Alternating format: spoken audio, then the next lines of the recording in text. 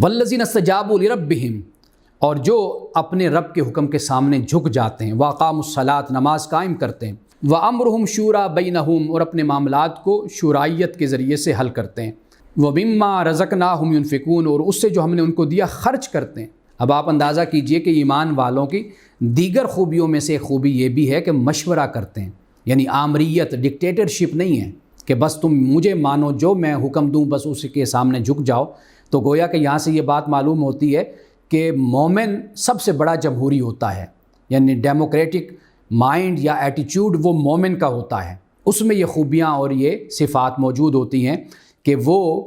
अल्लाह सुब्हानहू व तआला के हुक्म के सामने अपने सर को झुकाता है और बुराइयों से अपने आप को बचाता है और फ़वाहिश से अपने आप को बचाता है और मुआफ़ी का रास्ता इख्तियार करता है और अल्लाह के सामने झुकता है, नमाज कायम करता है और मामलात में शुराइयत के साथ चलता है।